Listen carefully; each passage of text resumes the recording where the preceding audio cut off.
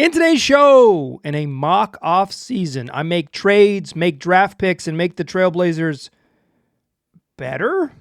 Welcome to Locked On Blazers. Let's get into it.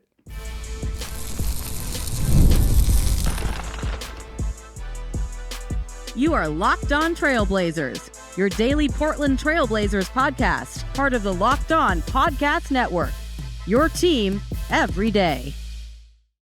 What's up, world? It's your past first point guard and Trailblazers reporter, Mike Richman. You are listening to another episode of Locked On Blazers, part of the Locked On Podcast Network, available wherever you get podcasts and also on YouTube. Thanks for making this show your first listen, coming at you each and every weekday. So make it a part of your daily routine. Make it your first listen.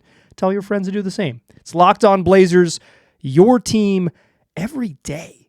In today's program, I'm going to walk you through a mock off-season exercise that I participated in with my fellow co-hosts at the Locked On Podcast Network. You will hear the full version of this dropping sometime later this week, or I believe early next week, in your feeds, the Locked On full mock draft, where we go through the entire first round and representatives from each team that are the hosts from every show, because the Locked On Podcast Network is everywhere, your team every day, literally covering every team in the NBA every single day, plus a variety of other shows. It's what we do. Nobody else does it like us. Tap in.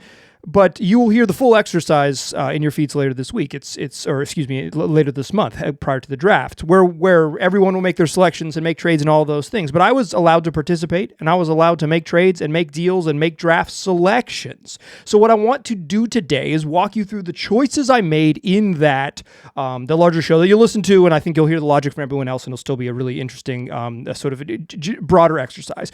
But from a sort of dialed-in Blazers perspective, I want to walk you through what I did in the off season, this isn't a complete off season. It's literally only the first round, and I'll tell you where I ended up sort of post fake draft, post mock draft with the Blazers roster, I'll spoiler alert, there's still work to be done. But I want to get into today all of the moves I made, a major trade, and 2 draft selections. Let us commence. It starts with the trade you've all been waiting for. My man Phil Prossman-Reich over at Locked On Magic hit me up, and we negotiated a trade for, yes, indeed, Anfernee Simons to join the Orlando Magic. This has been something that I have talked about on this show with Phil on a couple times, by myself a couple times, earlier this offseason at least once, in detail, when there was some reporting from Jake Fisher of the Stein line that the Magic were expected to be at least somewhat interested in Anfernee Simons. This trade has been in the zeitgeist for years, right? I think that has mostly been a creation of fans and bloggers, fans and podcasters, fans who are podcasters, fans who are bloggers too. It was probably more popular in the like folks with access to Trade Machine than like folks who run NBA teams. But I think there is a little bit of reporting that like this, there is some teeth to this. There's a little bit there. I would say in general, this stuff, picking any random trade to get done seems relatively unlikely. If I had to bet, will Anfernee Simons play for the Orlando Magic next year? I'll say hard no, right? Hard no. But I still was able in this mock off season to complete a trade. And this kind of kicked off my whole draft decision-making, because whether or not I was going to be able to trade Anfernee Simons and acquire a second first-round pick was going to inform a lot of my other decisions, and or if I called other teams. The Brooklyn Nets came a knocking. I was going to make some calls to the to potentially the Los Angeles Lakers if need be, and maybe even if things had shaken another way with what the Bucks ended up doing, try to get in on the action. But while there were some big trades, it was a major trade in the mock in the mock draft that I won't spoil for you here. You'll have to listen to the show to find out what massive fake trade went down. I did complete the deal. I sent Anfernee Simons to the Orlando Magic, and the deal ended up looking like this. The Blazers send the Magic Anfernee Simons, a 2026 second-round pick via Memphis that's protected 46 through 60, might not convey, and the Blazers have a pick that's like heavily protected that can only be that's likely to end up in the hands of Houston. That's the trade I agreed to. I think in real life the Magic would decline that one, but that's how it went down. I believe as I understand it, Houston can exercise the swap such that if the Blazers don't finish with one of the 5 best records in the NBA next season, they will not end up with it. But 2 seconds, a 26 seconds, a 27-second Anfernee Simons head to the Orlando Magic in exchange for Kentavious Caldwell-Pope and Gary Harris, along with the 16th pick in the NBA draft. The Blazers send Anfernee Simons in 2 seconds to the Orlando Magic for KCP, Gary Harris, and the 16th pick in the draft. KCP might be victim of his parents. That is Father Time and Mother Nature. He might have just gotten old. He was pretty bad last year for the Magic. He's pretty bad. No doubt about it. He's been a huge part of 2 championship teams over the last half decade. He's an incredibly important part of the Lakers bubble championship, and he's a very, very good player on the and I think that the Nuggets, quite frankly, miss him, and he was a big part of their championship run too. Like he was a really good role player, but like your parents are undefeated. Father Time and Mother Nature, they're going to come for you. And they may have come for KCP.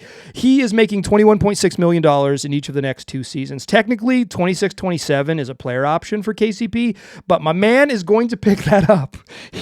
He's going to be 33 years old, and he's going to be owed $22 million. He's going to go ahead and pick that up. So you just put him on the books for 2 years at 21.6. That's a bit of a tough contract, but when discussing this with Phil, KCP had to be involved basically to make the money work and to make it appealing to the Magic. That was part of the appeal. And initially what was offered to me was Kentavious Caldwell-Pope and Cole Anthony and the 25th pick in the draft. And I said, I don't really want, first of all, I'm a Carolina guy. I enjoyed Cole's 8 months in Chapel Hill, but I don't think he's very good. So I wasn't particularly intrigued by Cole Anthony joining the Portland Trail Blazers. You might be, your mileage may vary on all of this stuff. It's fake. So deal with it. But like, I didn't want Cole in 25. I didn't want Cole Anthony in 25. I wanted the 16th pick in the draft. I wanted a higher pick in the draft. So I said, what if instead of Cole Anthony, I'll take Gary Harris and his $7.5 million expiring contract off of you. That's not giving up, maybe Cole, I guess, maybe has a little more on-court value. Probably yes than Harris at this stage in his career. Then again, your mileage may vary on that one too. You might think that he's way better, but I'm not 100% sure. But like certainly the expiring money and just sort of like Harris's like general maybe lack of appeal because he's not in his 20s, he's in his 30s, allowed me to end up with 16. I couldn't get Anthony Black. It wasn't going to happen. It was just in the negotiations with my man Philip over at Locked On Magic. That's Philip Rossman-Reich, host of Locked On Magic, the acting GM in this fake world.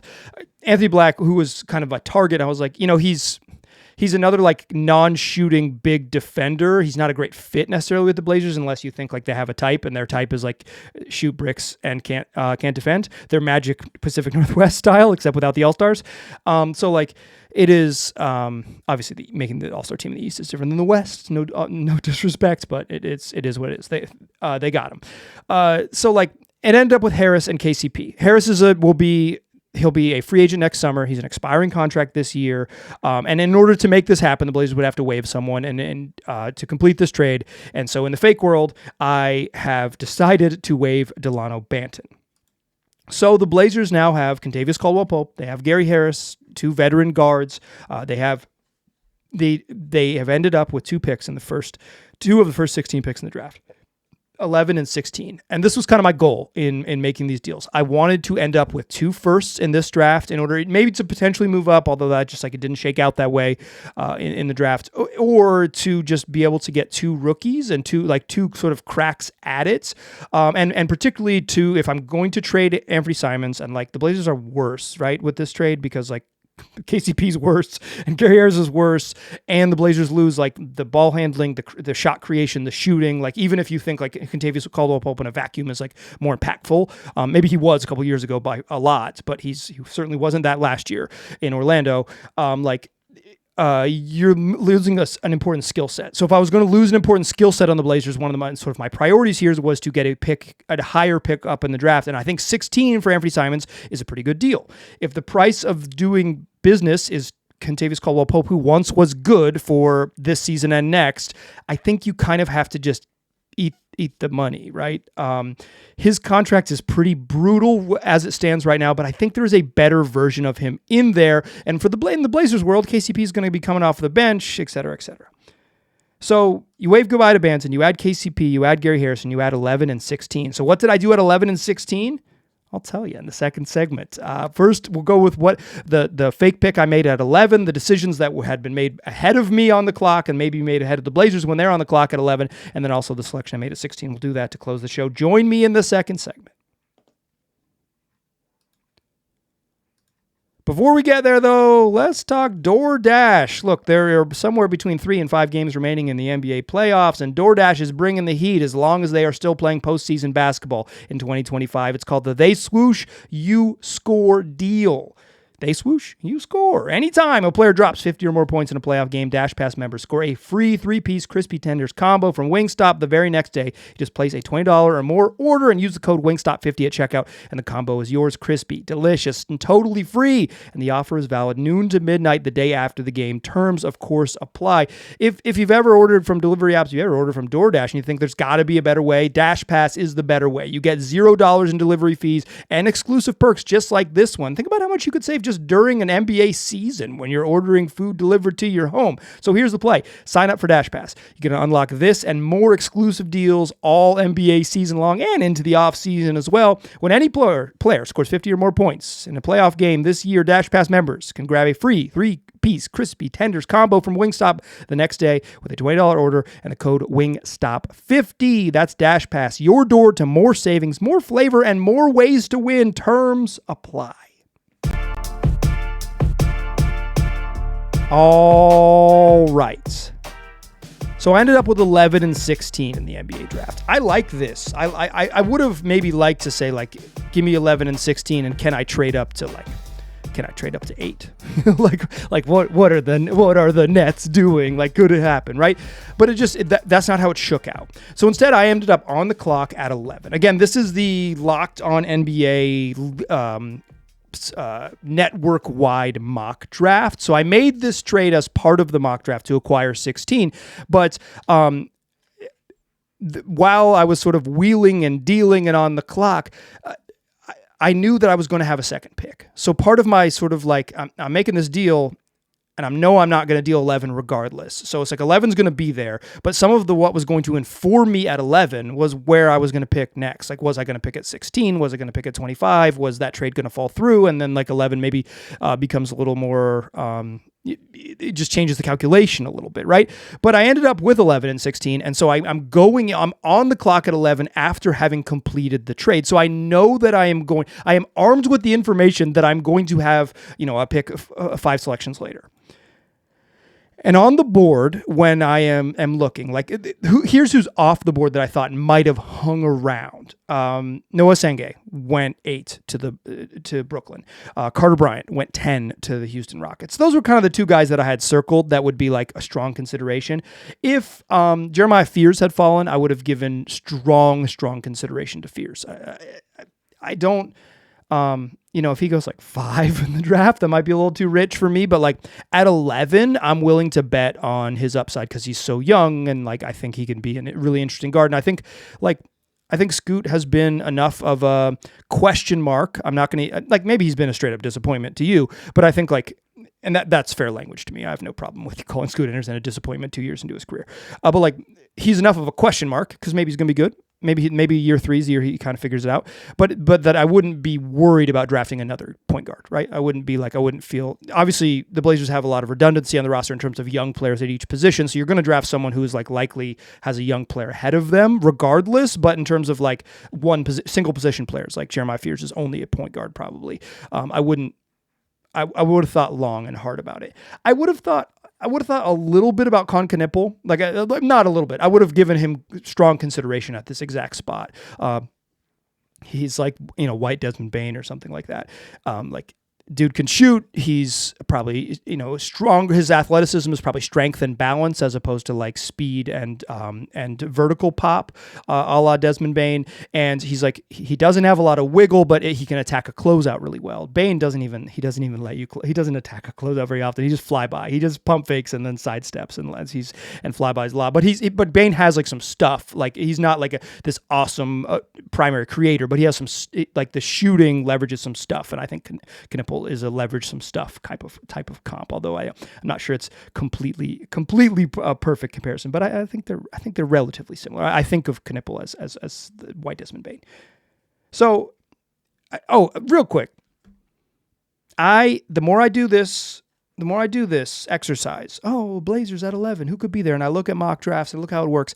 I am really becoming Noah Senge pilled. I'm really developing a strong preference for Senge.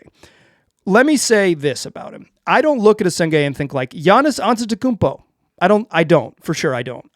But I do think like doesn't have much off the dribble game, right? Like he kind of is a like cutter rim roller type, like that maybe like works in the low box, like as a guy from the dunker spot. Like maybe that's like where he scores on offense, right? It's like a skinny power forwardy skills on offense. And he can't shoot and he doesn't really dribble. Like maybe he's never going to do that. But I think the defensive tools are there. His ability to get fouled based on his sort of general other skill set seems like a huge bonus to me. Like he already has some, like without a lot of high level skill, he already has some sort of craft and understanding of how to like generate points, how to be productive. Some of this, to be quite clear, with Senge is like he's still playing because the German playoffs are still going on, so I can like see him play basketball when no one else is, and I'm like, maybe just like this is proximity bias of sorts and recency bias of sorts. But I like if Senge had been there at 11, I would have taken him in a heartbeat. He's like, I don't view him as Giannis Antetokounmpo. I don't view him necessarily as like a star type, but I do think he could be a very, very, very useful starter in the league. I really see the sort of, I see the vision with him and the swing on the upside, knowing that obviously he has some real limitations to his current skill set, but like he's just big and young, and he's like obviously he's going to have to get stronger and add some other skill stuff. But I'm interested in him. But he's off the board. So what do I do? Like I've just been telling you about a player I didn't pick that I'm in love with, but I do like a Senge. I just want to like my personal preferences. I think I'm an Senge guy, as it turns out. And he's such a Blazers pick. I kind of feel embarrassed by it. I've been drinking the Kool-Aid. So who did I go with? I ended up drafting Kasparas Jakučionis, the 6'5" guard wing he's probably a guard from Illinois. He's probably not big enough. He weighed in at 205 at the combine. The wingspan 6'8", so he doesn't have super long arms. 6'7" ¾ I think. So it's +3 wingspan. I think the average in the NBA is roughly +4. That's like typical. So, he's not. He doesn't have super long arms, but he's not like he's not a T-Rex. But the craft in the pick and roll and the ability to create your own shot. I think the Blazers need more playmaking and they need more shot creation. He did end up shooting really poorly from three, 32.7% on 4.7 attempts per game. But prior to a forearm injury that he returned from early in the season, obviously that's non-conference play, it's a little bit different, but he was shooting 41% from three and taking step backs, self-created shots, like the ability to like make threes off the dribble, plus to go with the playmaking and the creativity. He turned the ball over a lot, but he kind of turned the ball over a lot because he was like, doing stuff. He's like taking chances and running pick and rolls and being the focus of opposing defenses and trying to like make plays as a primary focus. Was he a little too risky? He's a little too loose with the ball. The turnovers a serious concern. Yeah, I think they're a concern, but you're picking out 11. These dudes are going to have holes in their game. He's a very good finisher. Shot very well on twos. Shot very well in the restricted area. Shot very well at the rim. Like, I think that's your athleticism right there. Is it built like at his size, 6'6", to get to the rim and finish, some shooting creation, some creativity as an on-ball creator. If he's a point guard in the league, and I don't know that he can guard NBA 1, so he's probably always going to be a 2 on defense because you're going to have to put him somewhere that's not the point guard for the most part. if he's a 1 on offense, then he's really interesting. And if he can't defend in the league ever, that is if he's always the weak link and you're always chasing him because he doesn't have the lateral quickness, I think that's the red flag. Does the shooting come around? Does the defense come around? I think he can be. I like him at 11, but as I mentioned, part of my logic here at 11 with going with Iacochonis, who I think I'd be pretty excited about, because I think he fits. I think you could make a case that he's best player available. At least I could. Maybe you can't. Again, your mileage may vary, but I think you could make a case that he's best player available, and he kind of fits some need stuff. And when you can nail best player available and also on the back end hit some needs and not feel like you're compromising for needs and chasing best player available, I think that's the sweet spot. And I think this hits that for me. It might not hit that for you, obviously, but I think that hits that for me. The Blazers could use more on ball creation, more passing, more shooting, and Iacochonis, at least in general, could be all of those things. He's going to have to hit some higher end outcomes for that to happen. But part of my reasoning here was who was left on the board. Again, I was at 11 and I knew I still had 16. And I'm thinking who do I like that's guaranteed to be there at 16? Well, there was 5 names, and I knew that if there's 12, 13, 14, 15, there's 4 picks between me and when it's going to, between bouncing back to the fake Trailblazers run by Mike Richman. If there's 5 guys I'm okay with, I can just make the pick with Iacochonis, and then I'll live with who's around. The guys I was hoping would fall back to me, Cedric Howard, that would be my pick. I'm a little worried about picking him at 11. That might be too rich for me. I know people like him there. I'm a little worried about his overall upside. But again, if you said you should definitely pick Howard at 11 and not Iacochonis, I'm not going to. Sure, that would be fine. But for me, that wasn't a choice because the not enough varied skill set. He might be relatively limited on offense, although there's some reason to believe there's more there with Howard. Yegor Demin, again, it's really just the shooting. Iacochonis shot much better at the free throw line than Demin. If Demin he's shot worse from 3 and worse from the free throw line. If he can never shoot, it's what can he be on offense? Iacochonis and him are similar, but Demin's just so much bigger that maybe he's a better upside swing, and I think you could make that case. But I'm worried about if he's just a non-shooter. What does being the best passer in the class mean if they don't worry about your own offense? I think Iacochonis has an easier path to being a good offensive player, so I went with him over Demin. Rasheer Fleming, we'll talk about him in a moment, and then Colin Murray Boyles and Derek Queen. CMB, the forward from South Carolina, he's maybe the best defender in the class, really versatile defender. I don't love that archetype because I worry that how's he going to get on the floor, because what does he do on offense to get himself on the floor? I think other folks could probably talk themselves into it a little easier because it's just so good on defense with tools to do other stuff. Maybe he'll be there. For me, I'm probably lower on him than most. And then Derek Queen is the last name that was I'm comfortable if he's back there at 16. Queen at 11, I'm kind of out on because he's a weird fit in the NBA. He's a non-rim protecting center who doesn't shoot threes. Those players aren't particularly valuable, but I love his skill set. I love the passing, and I love the creativity as an offensive player, face-up player, and a little back to the basket game. It's but if he has to be an offensive hub to be valuable, and he's not quite as good as Domantas Sabonis, not quite Sabonis is Sabonis makes some all-star teams, but I think that you see the limitations with that archetype in general. But at 16, I would have been totally fine with Derek Queen. At 11, I wouldn't have loved it. So what happens at 16? Who was there? Let's talk about it. Join me in that third segment, won't ya? First, though, let's talk Monarch Money. You ever look at your bank account and think where is all my money? Where did it go? Because you're doing stuff. You're buying things. You're taking yourself out into the world and having to purchase groceries and food and entertaining yourself and entertaining your family. And you can lose track of your money. It can happen to you. That's where Monarch Money comes in. It's your personal CFO giving you full visibility and control of your finances. Monarch Money isn't just a budgeting app. It is indeed a budgeting app, but it's a complete financial command center, moreover, because you can track all of your accounts, investments, and spending all in one place. So you stop just managing your money and you start building your wealth.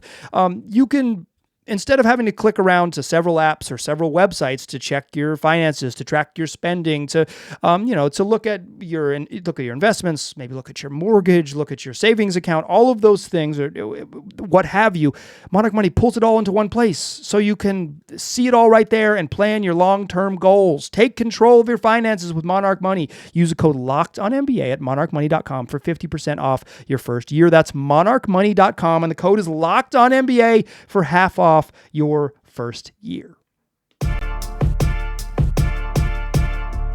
Still a pass first point guard. I'm still Mike Richman, and you are still listening to Locked On Blazers. We're still talking about the Locked On NBA mock draft and the moves I made. I made a trade for Anfernee Simons, sent him to Orlando, and in return, I got some veteran guards in the 16th pick in the draft. At 11, the Blazers' own pick in the draft, I took Kasparas Jakuponis. If he can play point guard, the Blazers are cooking. If he can't, the Blazers are in a little bit of trouble, or at least he's not an ideal pick at 11. If Jakuponis is a 6'6", what do you measure? 6'4" and 3/4 barefoot, so he's 6'5" barefoot, 6'6" in shoes.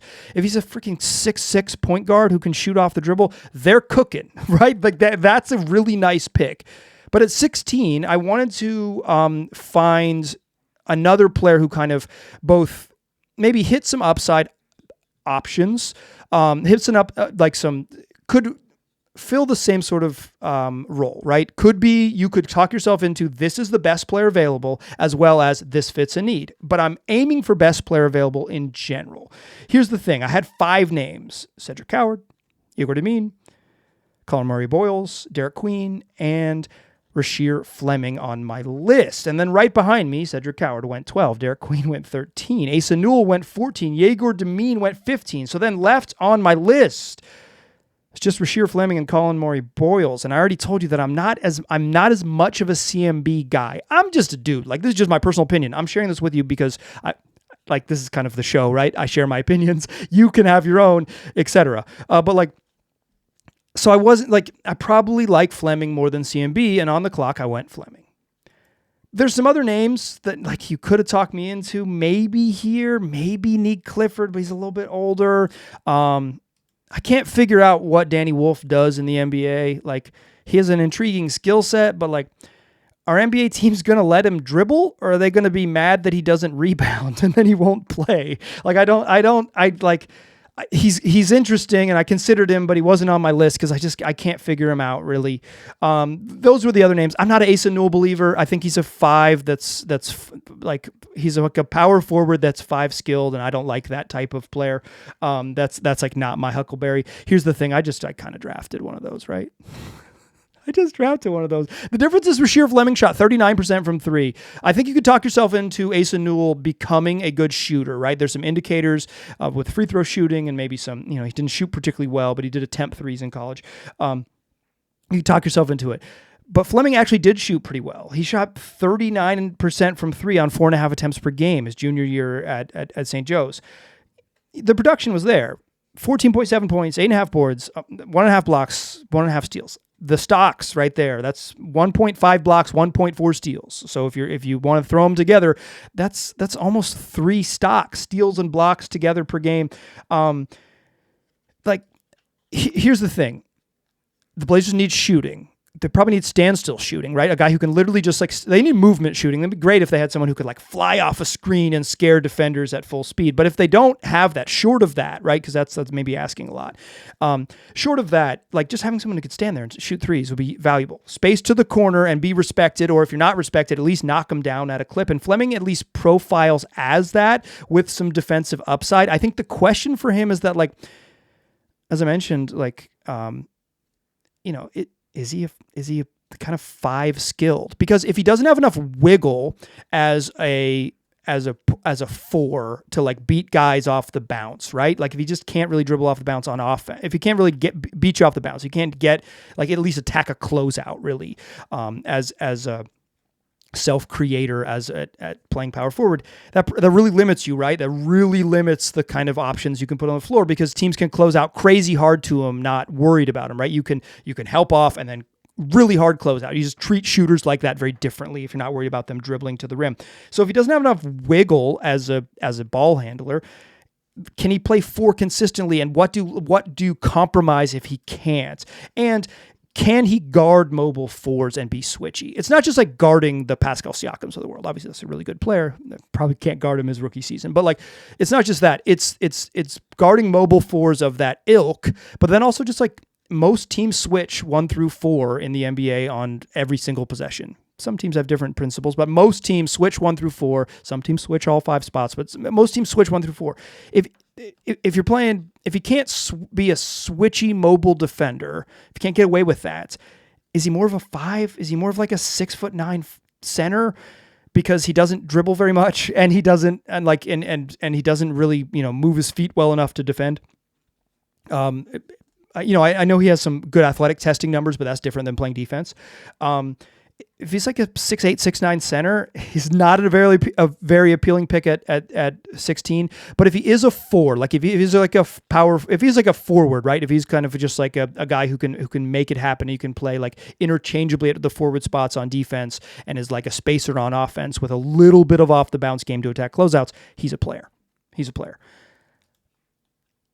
I'm not sold on Fleming, but that's who I ended up with. Kasparas Giaconis and Rasheer Fleming with my 2 picks. So where the Blazers stand after the fake draft, after fake draft night, here's your starting lineup. It's Scoot Henderson, Shaedon Sharpe, Deni Avdija, Toumani Camara, and DeAndre Ayton. And off the bench, you've got Jeremy Grant, Donovan Clingan, Kentavious Caldwell-Pope, Kasparas Giaconis, Gary Harris, and then the deep bench offering a lot of versatile defensive wings who are maybe not going to play. And you could drop Harris into this deep bench and move any one of these guys up. I'm totally fine with it. In fact, just drop Gary Harris and say it's Matisse Thybulle there. So you got Grant, Clingan, KCP, Thybulle, and Giaconis, and then deep bench is Rasheer Fleming, Chris Murray, Ryan Rupert, Rob Williams, and now the demoted Gary Harris. This team desperately needs center depth and almost certainly needs a veteran point guard. I think the move here within this, like sort of in the fake draft night world, when you come out of draft night with the Blazers, like the move here is for them to turn probably Matisse Thybulle and Gary Harris or both expiring contracts, either both of them in a big package or one of them, depending on who wants what, into 2 semi-playable deep bench players. Thybulle has some utility, but like he's not going to have like Blazers traded like 2 second-round picks for him. I imagine that's like roughly what his trade market is. So like, maybe you get back a veteran point guard and a veteran center just for like depth purposes because you need that on this team, and you get and maybe you recoup some second round picks, or maybe you swap some seconds to make it happen because you just sent out some seconds in that Orlando Magic trade as well. So like, I came away with this exercise with a pretty unbalanced roster. And if you are rooting for a team to win 42 games, like if you want the Blazers to win 42 games and like compete for the play-in spot, the roster I have built through these trades is not going to do that. Probably got worse. And I think that's an important part of this exercise. If your goal as a fan is to root for a team that improves next season, some of the trades that might be available to the Blazers that are best for like the long-term health, which is like getting a couple draft picks, probably, like getting draft picks and like having a someone 22 and younger who can improve, then like some of the deals out there are not going to be that appealing. You're going to get worse. Like I said, the Blazers with this roster that I created are going to miss Anfernee Simon's shot creation and miss his shooting for sure. In my fake GM world, and I'll close with this, my like GM brain is thinking, who cares about the 2026 play-in race? I don't want to think about that at all with this decision making. I am thinking about the 2027 and 2028 playoffs. It doesn't matter if the Blazers are the 8th best team in the West. What they are trying to do, in my eyes, is build a team that can finish 4th in the West several seasons in a row. So my short-term deals that might make the Blazers worse, I'm comfortable with it. I'm cool with it.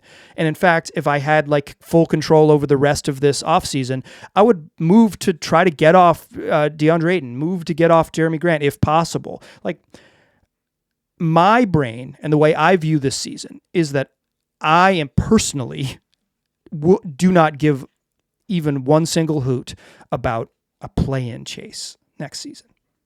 Do the Blazers think that way? Does Blazers ownership think that way? Does the Blazers front office think that way? I don't know, but that's how I think. And if you have to, like, they won 36 games. If you end up winning 31 this following season, but you set yourself up for a better future, that's, to me, that is significantly more palatable than like holding on to a team to try to win that desperately win that 44th game and finish 9th, not 10th in the West. You did it. Like, it's just, to me, the Blazers are not in a spot where they can aim like shorter. The tail still's got to be long, and some of my decision making in this fake draft and fake trade world was that the tail for me still is a little bit long. It's not forever. It's not 5 seasons. I don't even think they need to, I'm not in favor of them tanking this year. I just don't. None of my decisions in this fake world were tied to a interest in a play-in race in the spring of 2026. That's just not where my motivations are. And as I'll say for the final time this show, your mileage may vary. Come back for more shows the rest of the week. I got a fun interview for you that's going to post on Thursday. Tyler Rucker of No Ceilings is going to join the program, plus some other stuff that we'll do, rounding up everything. We got to get a Duop Reef season review in there too to wrap up our season reviews. So look for that in tomorrow's program, unless some big breaking news comes, and we'll get into some other stuff as well. As what we do 5 days a week, wherever you get podcasts, and also on YouTube. Tell your friends about the program. I appreciate you listening. I'll talk to you soon.